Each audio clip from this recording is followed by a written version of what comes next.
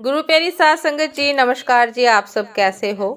आशा करती हूँ बाबा जी के श्री चरणों में अरदास करती हूँ कि मालिक की कृपा से, निरंकार के दान मेहर से आप सब बहुत खुश होंगे, मौज बहार में होंगे और अवश्य ही भजन सिमरन में होंगे। साध संगत जी, मैं हाजिर हूँ आज आप सभी से एक बहुत ही खूबसूरत साखी साझा करने के लिए। उम्मीद करती हूँ ये साखी आप सभी को बहुत पसंद आएगी और अवश्य ही कुछ न कुछ सीखने को मिलेगा। तो साथ संगत जी, चलिए आइए समय ना गवाते हुए शुरू करते हैं जी।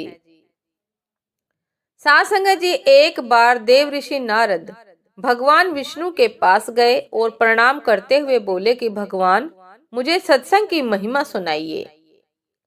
भगवान मुस्कुराते हुए बोले कि नारद, तुम यहाँ से आगे जाओ और इमली के पेड़ पर एक रंगीन प्राणी मिलेगा।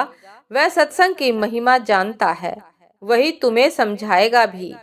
नारद जी खुशी खुशी इमली के पेड़ के पास गए और गिरगिट से बातें करने लगे। उन्होंने गिरगिट से सत्संग की महिमा के बारे में पूछा।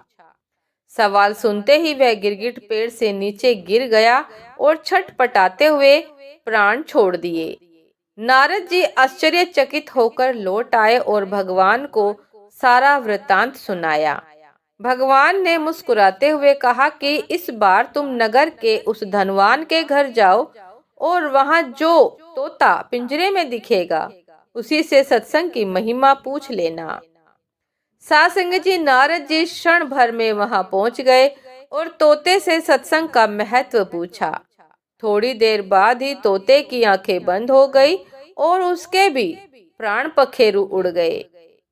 इस बार तो नारद जी भी घबरा गए और दौड़े दौड़े भगवान कृष्ण के पास पहुंचे। नारद जी ने कहा कि भगवान, ये क्या लीला है? क्या सत्संग का नाम सुनकर मरना ही सत्संग की महिमा है? साथ संगत जी, भगवान हंसते हुए बोले कि यह बात भी तुमको जल्द ही समझ आ जाएगी।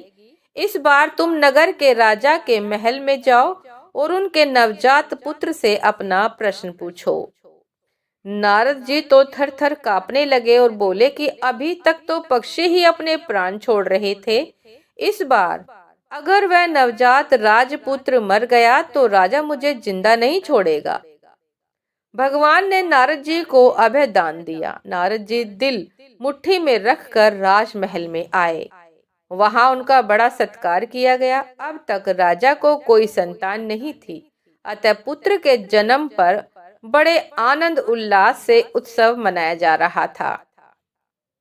साथ संगत जी, नारद जी ने डरते डरते राजा से पुत्र के बारे में पूछा। नारद जी को राजपुत्र के पास ले जाया गया।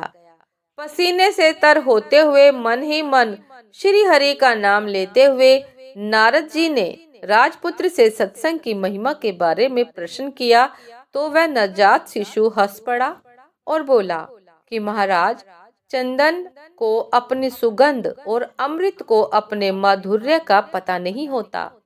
ऐसे ही आप अपनी महिमा नहीं जानते, इसलिए मुझसे पूछ रहे हैं।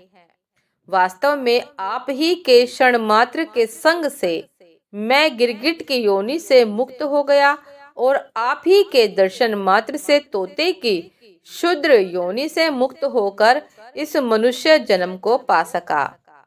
आपके सानिध्य मात्र से मेरी कितनी सारी योनियां कट गई और मैं सीधे मानव तन में ही नहीं पहुंचा, अपितु राजपुत्र भी बना। यह सत्संग का ही तो अद्भुत प्रभाव है। बालक बोला कि हे ऋषिवर, अब मुझे आशीर्वाद दे कि मैं मनुष्य जन्म के परम लक्ष्य को पा सकूं। मैं मनुष्य जन्म के परम लक्ष्य को प्राप्त कर लूं। नारद जी ने खुशी खुशी आशीर्वाद दिया और भगवान श्री हरि के पास जाकर सब कुछ बता दिया। भगवान ने कहा कि सचमुच सत्संग की बड़ी महिमा है। संत का सही गौरव या तो संत जानते हैं या उनके सच्चे प्रेमी भक्त जानते हैं। साथ संगत जी, इसलिए जब भी कभी मौका मिले सत्संग का लाभ जरूर लेना चाहिए। क्या पता किस संत या भक्त के मुख से निकली बात जीवन सफल कर दे।